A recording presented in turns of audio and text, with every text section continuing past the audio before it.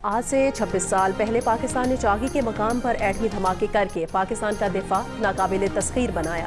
اس حوالے سے 28 مئی کو یوم تکبیر کا نام دیا گیا۔ تفصیل دیکھیے زرمین زہرا کی رپورٹ میں۔ 16 جولائی 1945 کو امریکی سائنسدانوں نے دنیا کا پہلا ایٹمی دھماکہ کیا۔ اس سے پہلے کبھی اتنی بڑی تباہ کن طاقت استعمال نہیں کی گئی تھی۔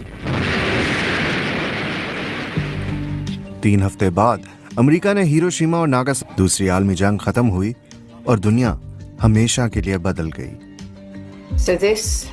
تو یہ ایٹمی ہتھیاروں کی دوڑ کا پہلا حقیقی آغاز تھا۔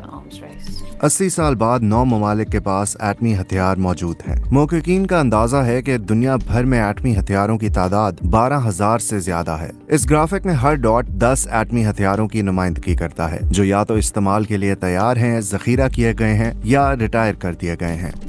تو ان ممالک نے ایٹمی ہتھیار کیسے حاصل کیے اور دوسروں کو کیوں روکا جا رہا ہے؟ I've been saying for 20 years, maybe longer, that Iran cannot have a nuclear weapon. I've been saying it for a long time.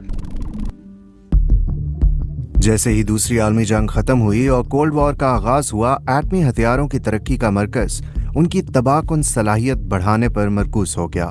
So there are 2 types of nuclear bomb. 2 قسم کے ایٹمی بم ہوتے ہیں۔ ایک فیژن بم ہوتا ہے جس میں یورینیم یا پلوٹونیم کے ایٹم توڑے جاتے ہیں اور اس سے توانائی نکلتی ہے۔ یہ توانائی چین ری ایکشن بھی کر سکتی ہے۔ دوسرا فیوژن بم ہوتا ہے جس میں ایٹم آپس میں جڑتے ہیں۔ یہ عمل سورج میں بھی ہوتا ہے۔ 1945 میں جو بم گرائے گئے تھے وہ فیژن بم تھے۔ 1950 کی دہائی سے زیادہ تر بم فیوژن بم بننے لگے جو کئی گنا زیادہ طاقتور ہوتے ہیں۔ Fusion bombs, and these are exponentially more powerful. اس بات کو مد نظر رکھتے ہوئے 1953 میں امریکہ کے صدر ڈوائٹ آئزن ہاور نے اقوام متحدہ میں ایک تقریر کی۔ اس تقریر سے ایٹمز فار پیس پروگرام شروع ہوا۔ اس کا مقصد ایٹمی ترقی کو توانائی اور ریسرچ کے لیے استعمال کرنا تھا۔ This fission material would be allocated to serve the peaceful pursuits of mankind. اقوام متحدہ کی سرپرستی میں ایٹمی پروگرامز کی نگرانی کے لیے انٹرنیشنل اٹامک انرجی ایجنسی قائم کی گئی، لیکن ایٹمی ہتھیاروں کی دوڑ اور تیز ہو گئی، جو ایک نئے نظریے پر مبنی تھی: میوچولی ایشورڈ ڈسٹرکشن یا باہمی یقینی تباہی۔ ان کا ماننا تھا کہ یہ ہتھیار اتنا خوفناک اور تباہ کن ہے کہ اسے دوبارہ جنگ میں کبھی استعمال نہیں کیا جا سکے گا، اور اسی وجہ سے یہ جنگ کو روکنے یا اس سے بچنے کا ذریعہ بنے گا۔ برطانیہ، فرانس اور روس نے اپنے ایٹمی ہتھیار تیار کیے، جبکہ چین نے بھی سوویت یونین کی مدد سے یہ ہتھیار بنا لیے۔ 1960 کی دہائی تک یہ ممالک امریکہ سمیت 5 ایٹمی طاقتیں بن چکے تھے، اور اس خدشے کے پیش نظر کہ یہ تعداد بڑھتی رہے گی، اقوام متحدہ نے ایٹمی ہتھیاروں کی تعداد کو بڑھنے سے روکنے کے لیے ایک معاہدہ تیار کیا۔ اسے نان پرولیفریشن ٹریٹی یا NPT کہا جاتا ہے۔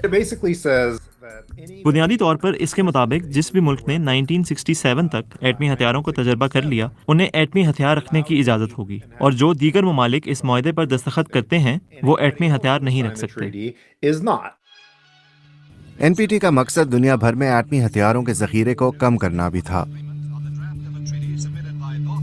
NPT کا اصل سمجھوتہ یہ تھا کہ وہ 5 ایٹمی طاقتیں ایمانداری سے ایٹمی ہتھیاروں کے خاتمے کی طرف بڑھیں گی۔ زیادہ تر ممالک نے اس معاہدے پر دستخط کیے، لیکن سب نے نہیں۔ جنوبی افریقہ نے دستخط نہیں کیے، اور 1970 اور 1980 کی دہائی میں خفیہ طور پر ایٹمی ہتھیار بنانے کا پروگرام شروع کیا، لیکن اپارتھائڈ کے خاتمے تک یہ ہتھیار ختم کر دیے گئے۔ یہ آج بھی ایک بڑی غیر معمولی مثال ہے کہ ایک ملک نے خود ایٹمی ہتھیار بنائے اور پھر انہیں ختم کرنے کا فیصلہ کیا۔ جنوبی افریقہ نے بعد میں اس معاہدے پر دستخط کر دیے۔ 1990 کی دہائی میں سوویت یونین کے ٹوٹنے کے بعد نئی آزاد ہونے والی ریاستیں یوکرین، بیلاروس اور قزاقستان نے بھی اس معاہدے پر دستخط کیے جب انہوں نے سوویت یونین سے ملنے والے ایٹمی ہتھیار چھوڑنے پر اتفاق کیا۔ لیکن 3 ممالک ایسے ہیں جنہوں نے 1960 کی دہائی میں معاہدے پر دستخط نہیں کیے اور آج تک نہیں کیے۔ اس کا مطلب یہ ہے کہ اقوام متحدہ کے انسپیکٹرز کو ان کے ایٹمی تنصیبات کی جانچ کا اختیار حاصل نہیں۔